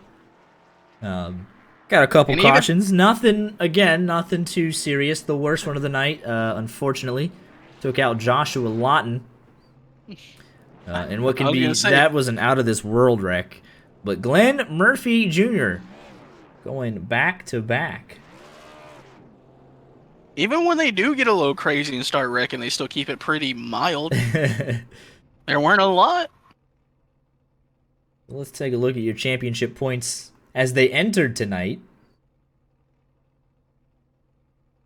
Randy Arms, your championship leader. The solid P2. Glenn Murphy Jr. sitting back in 8th. He's going to continue to move up the order here. Jonathan Schwartz, great night for him. John Furnass will fall out of the top 3. Lambert recovers to a 6th place finish. But it's going to get tight at the top here quickly. Glenn Murphy Jr., your winner here this evening. Let's go see if we can... I moved him to the waiting room. All right. Let's go ahead and pull him in here. Glenn Murphy Jr., your winner here this evening, making it 2 in a row with a great victory at Kansas 2 weeks ago, and then coming here to the short track at Martinsville and pretty much just fighting the whole race for the race lead. Randy Arms, Jonathan Schwartz, Joshua Lawton, and you held off all challengers when it mattered the most and came home with a thrilling victory. Yeah, it was a good night, man. It was tough. I'm not gonna lie. It was car was real free on entry, and about 20 laps left there. Randy I was chatting with him about it. I almost wrecked on my own getting into the corner, and I told him, I was like, there's no we're getting after it here. There's no I don't know. It's just you couldn't afford to every single lap not put it out there because Randy and those guys were so fast. You're on the edge of wrecking every single lap. So it was a good race. Yeah, absolutely. It was about 4 cars nose to tail, maybe 5 there for a couple laps. Corey Blevins was coming. And that was just edge of your seat racing here. If you missed the braking zone by a couple of meters, you go up into the rough stuff. But you guys were calm and collected all night long, and it was just really fun to watch at the front. Yeah, hopefully it was a good show for you guys. Randy, I've raced with him so many times here, man. He's so good getting into the corner, and usually I feel like I can make pretty good adjustments as the race goes on, and for some reason I just can't figure out how he beats me in so good. I feel like the only saving grace I have is I can get off the corner, which keeps him from kind of like being able to get a run down the straightaway on me. But yeah, I mean, Randy and I always race so good together, and if he wanted to, he could have knocked me out of the way easily there with 5:10 to go. But that's why I love racing with him, and like I said, hopefully put on a good show for you guys. Absolutely. Give me your take on that incident with Samuel Demien and Joshua Lawton. What did you see at the 48 machine? Pretty much the side of Josh's car. I mean, I knew he was wrecking. He had said something in the chat, and that's just one of those situations where you try to guess. Pretty much I saw John and him guess low, and then Josh just spun it out because he got on the brake so hard, and I just was like, hey, the only chance I have here is try to do something different. And I actually caught Josh pretty good, and it was hurting me there on the last 20 laps. I hurt the left front of the car pretty bad to where the tire didn't really have much grip towards the end of the race. But yeah, I mean, just one of those lucky racing deals. It could have gone the other way too. I hate it for those two guys because it was shaping up to be a great race. But sometimes these short tracks, you'll have that kind of stuff, and there's just nowhere to go, unfortunately. Absolutely. I appreciate the insight as always, and congratulations on back-to-back wins. Before we let you go, anyone you want to shout out and say hi to? Yeah, just same as usual, man. Just shout out to Randy. I feel like we had a bigger team over at Speed Zone. Him and I can always consider him a teammate. And like I said, we just raced so well together, and it was a good, hard fought, fun race, man. It's the hardest I've driven in a long time. But and like always, I really appreciate you guys putting this on. I know I've been in a lot of leagues where we didn't have these things broadcasted, and it just doesn't make it as fun. I feel like everybody gets on the wheel for an extra tenth whenever these things are broadcasted. So I appreciate you guys putting this on. I'll see you next week. Absolutely, looking forward to it. Congratulations again on the win here tonight. Thanks, buddy. Yep. Let's go ahead and pull your second place finisher into the booth here. Randy Arms in the 8 machine ran up front all night, qualified in the 3rd position. Thought you were going to get promoted to the pole, but gave it to Glenn Murphy Jr. But nevertheless, you drove a great race. Same thing I said to Glenn. You guys are up there in those front 4 nose to tail pretty much all race long, and came in the points leader and get a strong 2nd place finish here tonight. Yeah. We had a pretty good car. This is one of, my better tracks. I was pretty confident coming in. I knew Glenn would be tough. I knew Swartz would be tough, especially if he gets out front. He's one hard guy to pass. So, and then when Lawton showed up, I knew he'd be fast. Not sure what happened to John Furnace. He left right after he qualified. That would have been fun to have him in here too. But no, it was I thought overall it was a good race for Martinsville. These ones can either be really, really good or really, really bad. So I was able to stay up front all night, and we tried everything we had there at the end to try to move Glenn, but just couldn't get close enough to him. Absolutely. What did you see out the front windshield on that wreck with Lawton and Samuel Demien? What did you see? Well, I saw Sam slide to the inside and bounce off the inside wall, and I was thinking, well, that's not a good sign. And then I saw Lawton get completely sideways, and at that point, I figured we were all done. But somehow I was able to sneak around the top, and I don't even think I hit anything, to be honest with you. So, but yeah, that was unfortunate. That I said that took out Lawton. It obviously slowed Swartz down, I think, some as well, but he was able to rebound. But yeah, that was definitely a old crap moment, that's for sure. Absolutely. Nevertheless, you've continued that impressive, consistent streak here with another top 3 finish. Got that top spot in the championship, and you're looking good. So another great night for you, showing speed at all sorts of tracks. So got to be happy with the season so far. Yeah, we've so far we've been good. Been pretty consistent. Seems like I can be consistently up front, but trying to get into victory lane is usually a challenge. I was able to get one so far this year, but if we can just stay up front, I mean, I feel like if you're there, eventually the wins will come. So we'll keep, grinding and hopefully working in victory lane some more this year. Absolutely. Before we let you go, one last thing. Anyone you need to shout out, say hi to for the broadcast. Yeah, just want to thank everyone that showed up tonight. I say thanks everyone. I say all the admins and everybody that do all the work behind the scenes. I know Joe wasn't here tonight, but he's a big part of everything that we do here. So just want to say thanks to him, and say thanks to you guys for putting on the broadcast. I enjoyed watching our 500 race that we had Saturday after I got wrecked twice within 10 laps. So that was fun to watch after that. But I also enjoy going back and watching these races every week. So you guys do a great job, and they're actually pretty exciting to watch. Well, we appreciate that. Well, congratulations on another solid result tonight.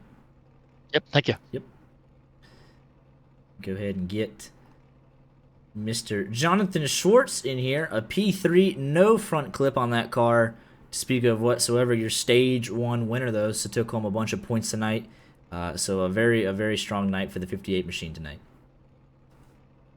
Yeah, definitely up and down for sure, but I'm glad I brought it back for 3rd place. Yeah, absolutely. You were in a heated battle with the 48, Glenn Murphy Jr., after that stage caution. You were holding on to that lead. He was beating your back bumper pretty much every other lap, and things were looking good. You were calm and under control. And then what did you see there with Joshua Lawton and Samuel Demian out the front windshield?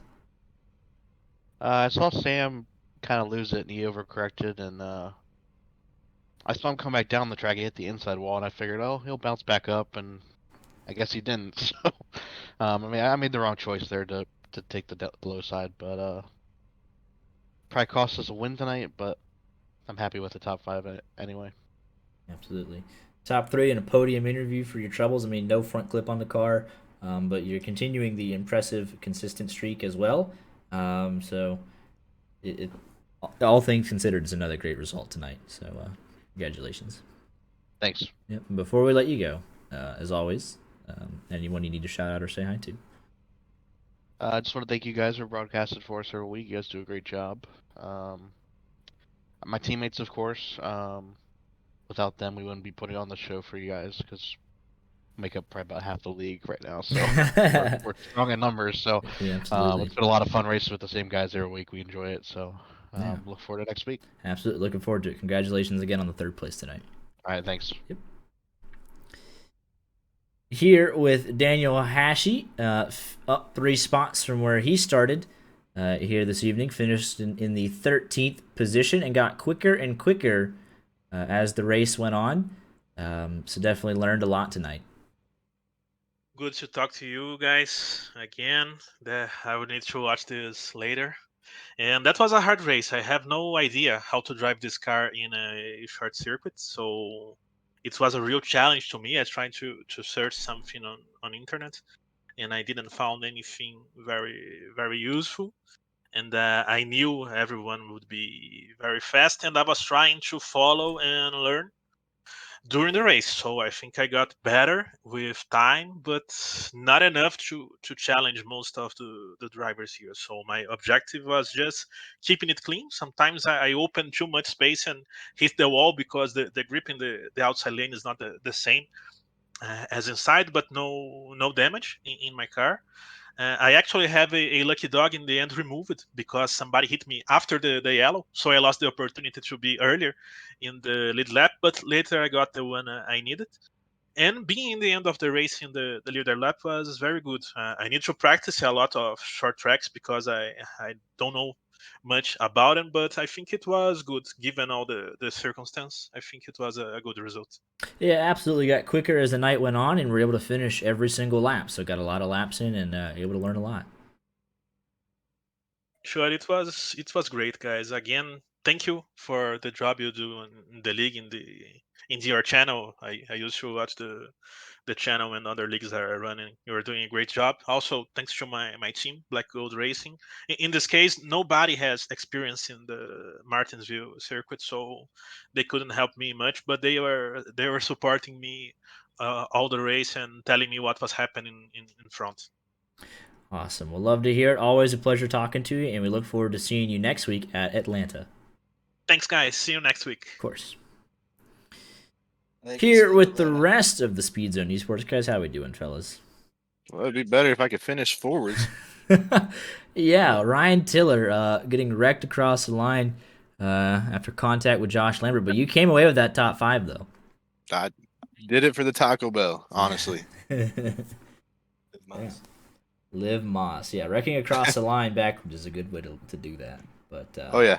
yeah, obviously here with Glenn who took home the victory, so got to be happy as a team, and then obviously with the top 5 and strong results from the rest of the guys. So a solid night for you guys.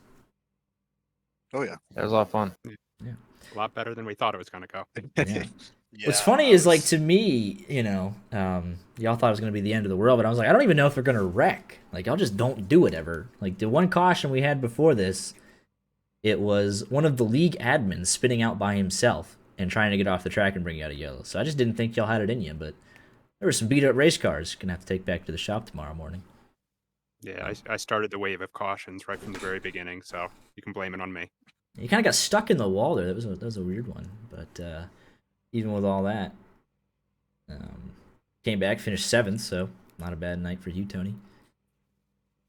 Yeah, I'll take it. Absolutely. I believe almost all y'all, I think, were pretty much top 10 finishes, if I'm not mistaken. Love to hear pretty good day overall. Yeah. I was scared I was going to accidentally run someone over, so happy I got through without doing that. But kind of screwed myself there at the end, but I'll still take the top 10.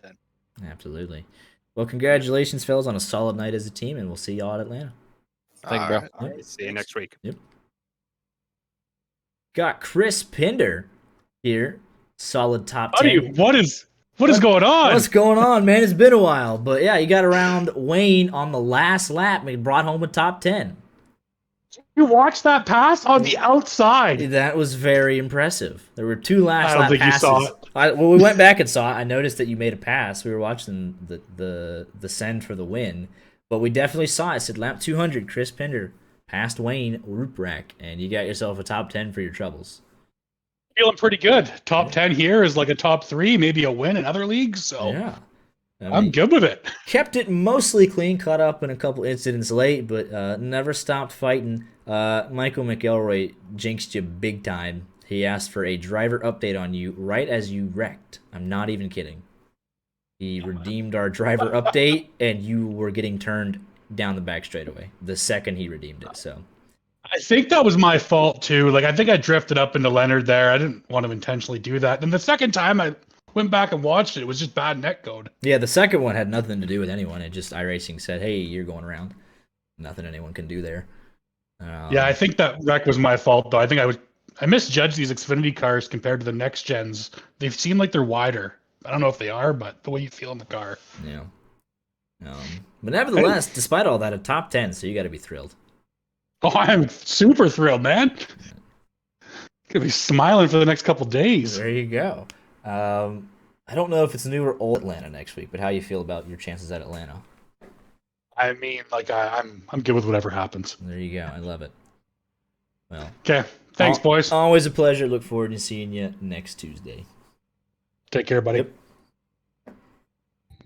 And last but certainly not least, Dylan Bird in the 4 machine, who I thought was on the winning strategy, and just kind of got bottled up in traffic on that final restart and came home fourth, though. Still a strong result for the 4 machine.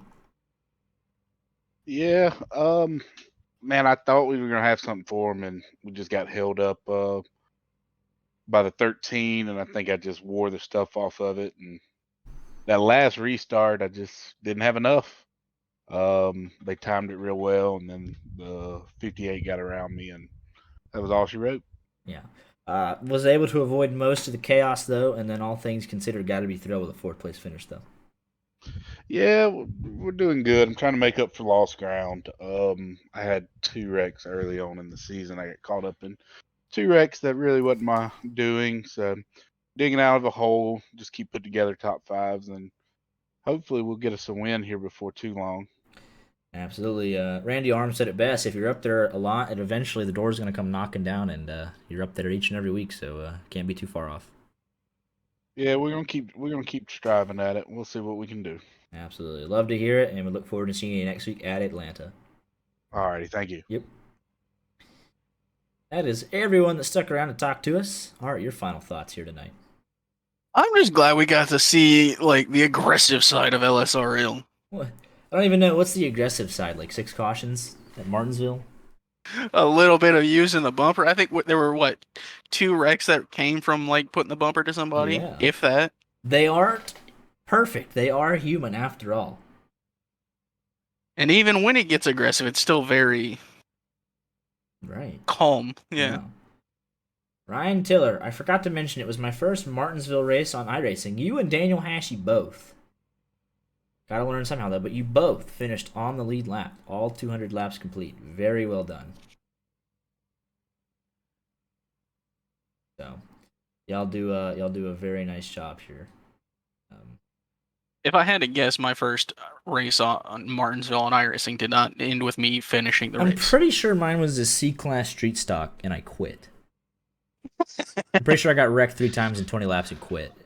It's burned into my memory. But yeah, we're going to head off to Atlanta next week. We will wait for New Atlanta next week. Oh, that'll be good. Super Speedway. We're going to have a wild card winner next week. Manifesting it, speaking it into existence. We're going to see some crazy stuff next week. Daniel Hash calling it now. I would love it.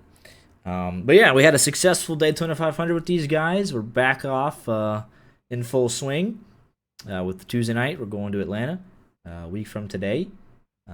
We got the technical gremlins sorted out. I think rest of the stream was fine. Just had the 10 lap hiccup. So we do apologize for that yet again.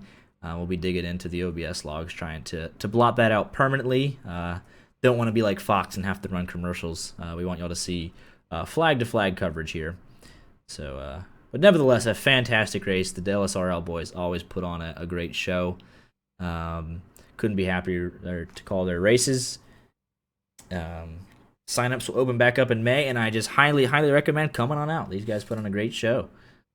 Definitely deserve more drivers and deserve to be up there. Like, these guys put on a show each and every week, so I'm looking forward to seeing what they can do at New Atlanta. We'll be back here Friday night, 8 p.m. Eastern, for the Rod Car Truck Tour, Talladega. So it's gonna be good stuff. I'll be sure to tune in, and we'll see you this Friday night, 8 o'clock, and then next Tuesday, right back here, 8:15 p.m. Eastern Standard Time. Y'all take care.